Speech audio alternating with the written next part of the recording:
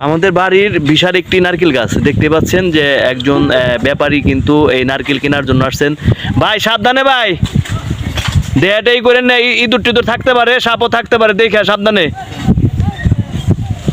এই ভাইয়ের কাছে বিক্রি করা হয়েছে ডাব। উনি অনেক কষ্ট করে কিন্তু এই গাছে উঠছেন আর কি। হ্যাঁ দেখেন সাবধানে, মাইজেল টেজেল আছে।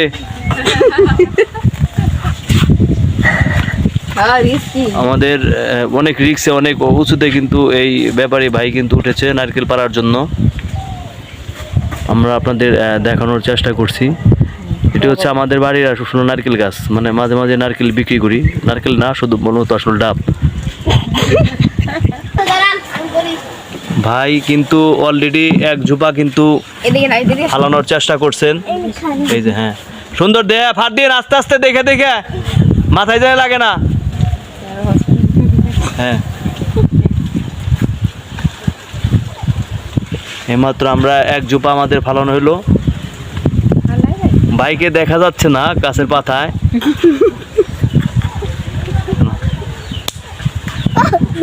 এই যে ডাব ব্যবসায়ী যে ভাইয়েরা অনেক ঝুঁকি নিয়ে কিন্তু গাছের মাথায় উঠেছে, কারণ সামনে ঈদ। ভাই 2 দিন পর কিন্তু ঈদ, ভাই সাবধানে, ভয় পেন না কিন্তু আমরা নিচে আসছি ভাই। হ্যাঁ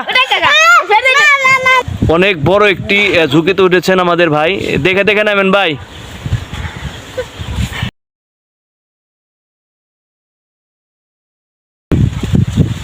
হ্যাঁ সাবধানে।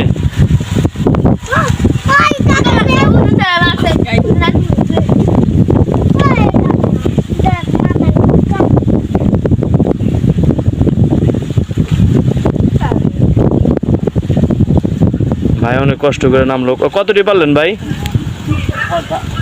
6টা পারছেন না?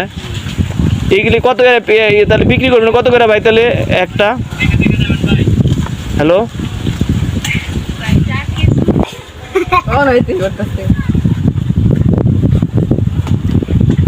ভাই, মুখের না ডাবটা কত?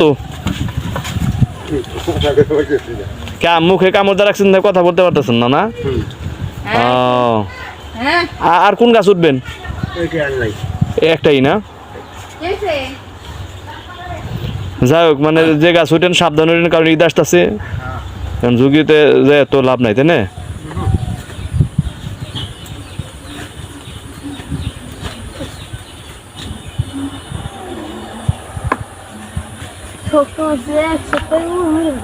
কারণ অনেক রিস্ক নিয়ে উঠেন।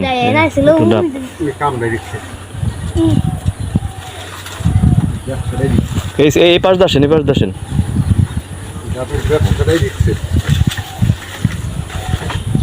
দেহি তো এবার ধরুন তো, দেহি উঠু সাগরেন ডাব অনেক সুন্দর। তাহলে এগুলো কয়টা পিস বিক্রি করবেন তাতে? 80 টাকা পিস না? যাই হোক ভালো।